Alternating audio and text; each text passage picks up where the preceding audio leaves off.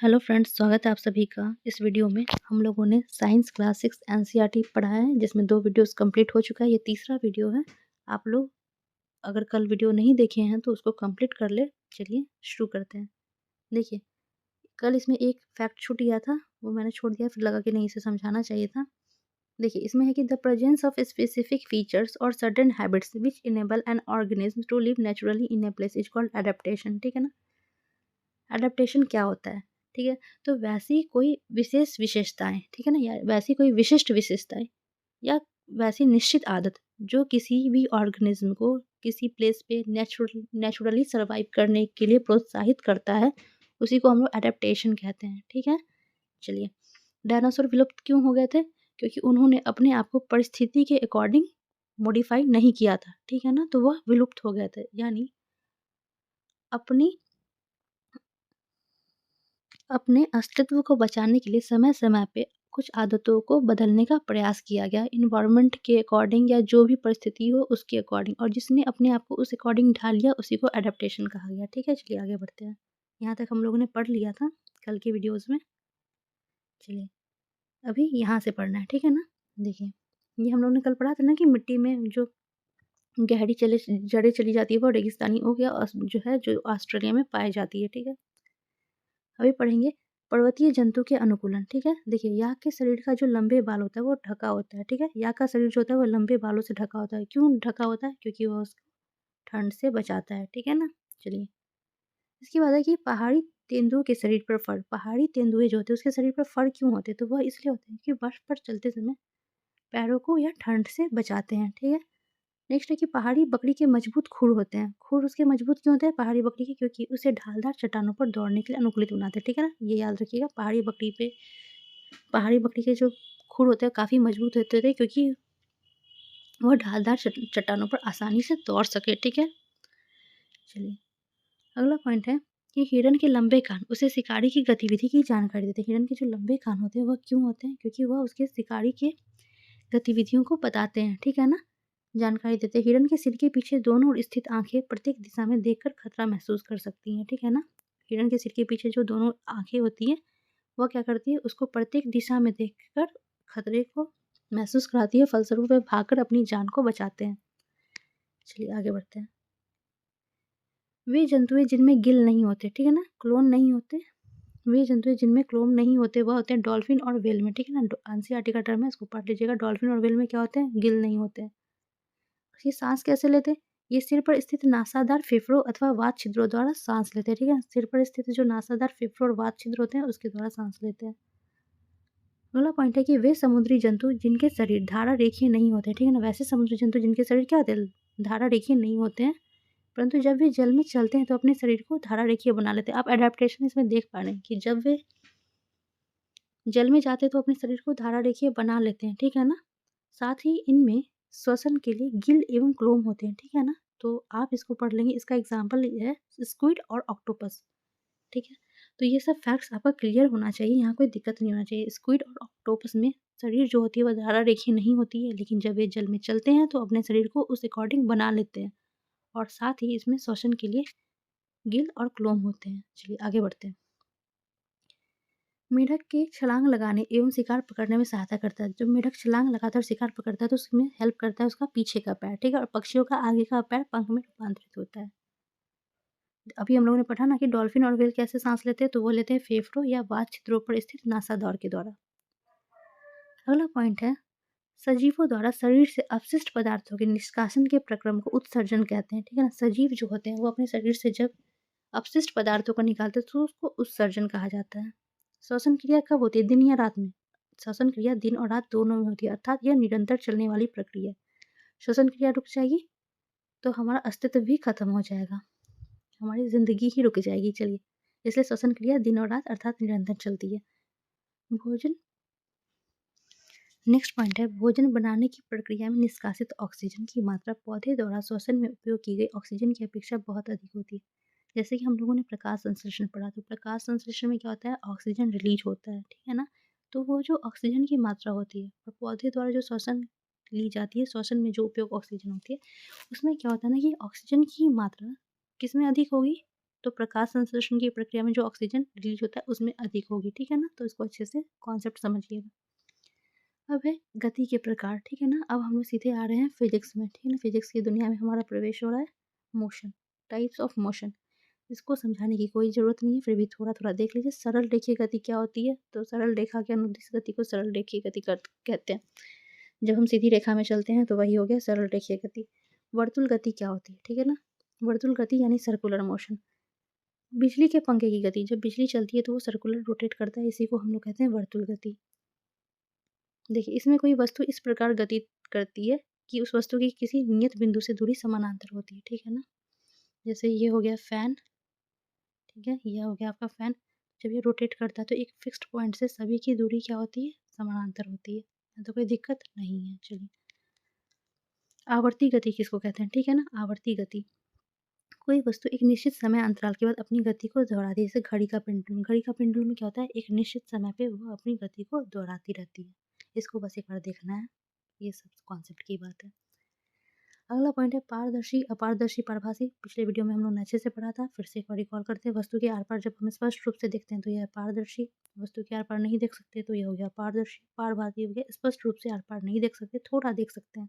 तो हम लोगों ने कल भूंजा वाला एग्जाम्पल पढ़ा था, इसमें इसमें कोई दिक्कत नहीं है आप लोगों को। चलिए आगे बढ़ते हैं।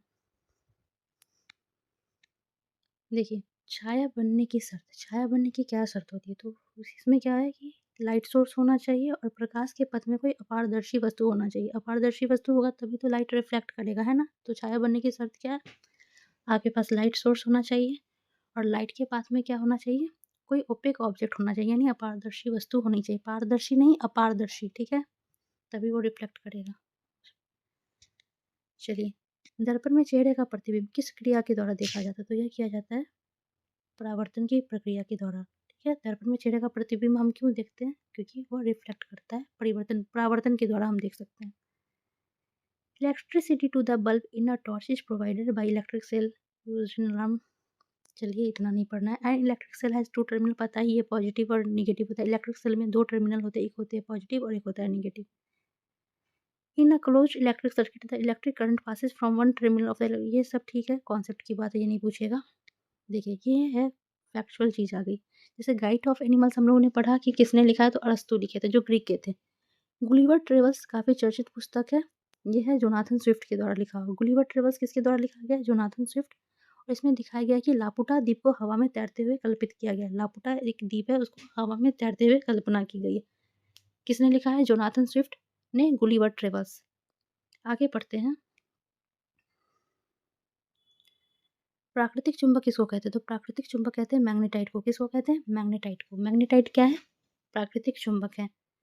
प्रत्येक चुंबक के दो ध्रुव होते हैं, पता है, नॉर्थ पोल और साउथ पोल। चुंबक के दो ध्रुव होते हैं, नॉर्थ पोल, साउथ पोल। अगर स्वतंत्रता पूर्वक लटकाने पर चुंबक सदैव उत्तर दक्षिण दिशा में आएगा, ठीक है ना।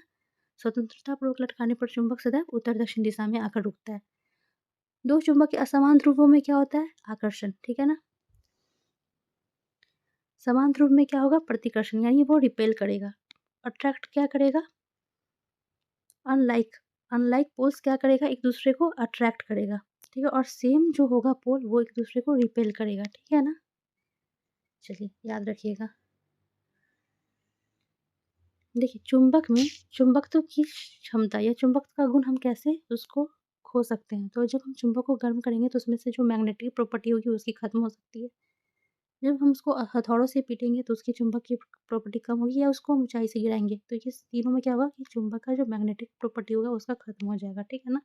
चलिए, ये पढ़ लीजिए आप लोग कि दो चुंबक के बीच जो असमान ध्रुव होता है उसमें क्या होता है? असमान ध्रुव होगा तो वहाँ पे आकर्षण होगा और समान ध्रुवों में प्रतिकर्षण या विकर्षण। चलिए, छड़ चुंबक को सुरक्षित रखने के लिए क्या करना चाहिए? जो बार मैग्नेट होता है उसको हम लोगों को सेफ रखने के लिए क्या करना चाहिए? देखिए, तो इसमें क्या होगा कि to keep them safe bar magnet should be kept in pairs with their unlike poles of the same side, ठीक है ना। यानी उसके जो अनलाइक पोल्स हुए, जैसे नॉर्थ पोल और साउथ पोल को सेम साइड रखना होगा, तभी उसका क्या होगा कि वो सुरक्षित रहेगा, उसमें मैग्नेटिक प्रॉपर्टी बनी रहेगी, ठीक है ना। अनलाइक पोल्स को हम लोग सेम साइड में रखेंगे, ठीक है ना। चलिए, अब है कि यदि हमारा चेहरा पूरब की ओर है तो बाईं ओर क्या होगा? उत्तर होगा, ठीक है। चलिए, Rime of the Ancient Mariner कविता के लेखक कौन है? S T Coleridge. Rime of the Ancient Mariner पुस्तक के लेखक कौन है? S T Coleridge. चलिए, अगला पॉइंट है महासागरों तथा जलीय भागों के बीच के चक्रण को क्या कहते हैं? जल चक्र कहते हैं। इसको रट लीजिएगा अच्छे से, कॉन्सेप्ट हम लोग टीआरई 3 के बाद अच्छे से समझेंगे एनसीईआरटी का, अभी समय इतना नहीं है। अगला है कि कुओं का भरण होता है, तो कुओं का भरण होता है भौम जल यानी ग्राउंड वाटर के थ्रू, ठीक है। चलिए, हैंडपंप या नलकूप से खींचा गया जल आता है कैसे? वो आता है ग्राउंड वाटर के थ्रू, ठीक है ना। चलिए, उसके बाद है हमारी पृथ्वी वायु की एक पतली परत से घिरी हुई, इस परत का विस्तार पृथ्वी की सतह से कई किलोमीटर ऊपर तक है तथा इसे वायुमंडल कहते हैं। जैसे जैसे हम वायुमंडल पृथ्वी के तल से ऊपर की ओर जाते हैं, वायु विरल होती जाती है, इसलिए पर्वतारोही ऊंचे पर्वतों पर ऑक्सीजन सिलेंडर ले जाते हैं। यानी जैसे जैसे हम पृथ्वी के तल से ऊपर जाएंगे तो वहाँ पे क्या होगा कि वायु विरल होती जाएगी, वायु की मात्रा कम होती जाएगी, इसलिए पर्वतारोही को, ठीक है ना, ऊंचे पर्वतों पर जाने के लिए ऑक्सीजन सिलेंडर साथ में ले जाना पड़ता है, ठीक है। अब वायुमंडल की बात हुई तो आप लोगों को पता है कि वायुमंडल में कितनी परतें होती है, तो आप इसको थोड़ा थोड़ा देख लेंगे। पहले होता है सबसे निचला परत होता है क्षोभ मंडल, फिर समताप मंडल, ठीक है ना, मध्य मंडल, आयन मंडल, फिर बड़ी मंडल या, ठीक है ना, बड़ी मंडल कहते हैं। हवाई जहाज कहाँ पे उड़ता है, किस मंडल में? क्षोभ मंडल में या समताप मंडल में? हवाई जहाज हमेशा समताप मंडल में उड़ता है क्योंकि वह आदर्श मंडल होता है उस स्थिति के परिप्रेक्ष्य में। क्षोभ मंडल जो होता है वो मौसमी घटना से संबंधित होता है, ठीक है ना। इस पे हम लोग आगे पढ़ेंगे अच्छे से। अभी बस एक बार वीडियोज़ में सुन लीजिए, फिर इसको रिपीट किया जाएगा जब क्वेश्चन इस प्रकार का सामने आएगा तो। देखिए, वायु का वह घटक जो मोमबत्ती जलाने में सहायक है, तो मोमबत्ती जलाने में सहायक क्या है वायु का घटक? ऑक्सीजन। ऑक्सीजन रहता है तो मोमबत्ती जलने में सहायता होती है। पवन चक्की का उपयोग, और पवन चक्की का उपयोग किस रूप में किया जाता है? तो आटा चक्की चलाने में, ट्यूबवेल से पानी निकालने में। चलिए ठीक है, ये बहुत इंपॉर्टेंट क्वेश्चन है कि पानी में बुलबुले प्रतीक है, तो पानी में जो बुलबुला जो होता है वो प्रतीक होता है पानी में घुली हुई वायु का। पानी में जब वायु घुलती है तो वही बुलबुला का शेप हम लोगों को दिखता है। और आपसे यह प्रश्न पूछा जा सकता है कि पानी में जो बुलबुला है वह किसका सिंबल है, तो यह काम करता है अवतल लेंस की भांति, ठीक है ना। यहाँ से एनसीईआरटी का टर्म है, अवॉइड नहीं कीजिए। स्वच्छ भारत अभियान का शुभारंभ कब हुआ था? 2 अक्टूबर 2014 को। इसका उद्देश्य क्या था? इसका लक्ष्य क्या था? तो इसका लक्ष्य था अगले 5 वर्षों अर्थात 2 अक्टूबर 2019 तक खुले में शौच से मुक्त भारत का निर्माण। खुले में शौच से मुक्त भारत का निर्माण था स्वच्छ भारत अभियान का उद्देश्य, ठीक है। चलिए, उसके बाद कंपोस्टिंग क्या होती है? कंपोस्टिंग होती है कि कुछ पदार्थों के विगलित और खाद में परिवर्तित होने की प्रक्रिया को कंपोस्टिंग कहते हैं, ठीक है। यानी किसी भी पदार्थ को उसको गला के खाद में परिणत करने की प्रक्रिया को हम कहते हैं कंपोस्टिंग कहना, ठीक है ना। चलिए, वर्मी कंपोस्टिंग या क्रीमी कंपोस्टिंग क्या होता है? तो वर्मी कंपोस्टिंग या क्रीमी कंपोस्टिंग होता है लाल केंचुओं की सहायता से कंपोस्ट करने में। याद रखिएगा, लाल केंचुओं का प्रयोग किया जाता है, ठीक है ना। किसमें? वर्मी कंपोस्टिंग में या क्रीमी कंपोस्टिंग में। किस प्रकार के केंचुओं का चयन किया जाता है? लाल केंचुओं का। चलिए, लाल केंचुए के दांत नहीं होते, ठीक है, लाल केंचुए के दांत नहीं होते, इनमें एक विशेष संरचना होती है जिसे गीजट कहते हैं। क्या कहते हैं? गीजट। किसमें होता है गीजट? लाल केंचुए में होता है, ठीक है। और मीठे जल की मछली में भी गीजट पाया जाता है। ये जो गीजट होता है वो क्या करता है? वो भोजन को पीसने में इनकी सहायता करता है, मतलब गीजट की सहायता से लाल केंचुआ भोजन को आसानी से पीस लेते हैं। चलिए, अब ये कॉन्सेप्ट की बात है प्लास्टिक के बारे में कि प्लास्टिक वरदान है या अभिशाप, तो इसके बारे में एनसीईआरटी में कुछ फैक्ट है, इसको पढ़ने की आवश्यकता नहीं है क्योंकि अभी हम लोगों को टीआरई 3 का एग्ज़ाम देना है, फैक्चुअल प्रश्न पूछे जाएँगे, ठीक है? तो जितने भी फैक्ट्स हो सकते हैं, हम लोग बस उसको कवर करने का प्रयास करेंगे। आज एनसीईआरटी क्लास 6 का साइंस कंप्लीट हो चुका है, अब हम लोग क्लास 7 शुरू करेंगे। अगर आप लोगों ने वीडियोज़ को नहीं देखा है, तो जल्दी-जल्दी जाके देखें और रिवीजन भी साथ-साथ करते रहें। बाद के लिए आपको कुछ भी नहीं छोड़ना है। Thank you for watching video.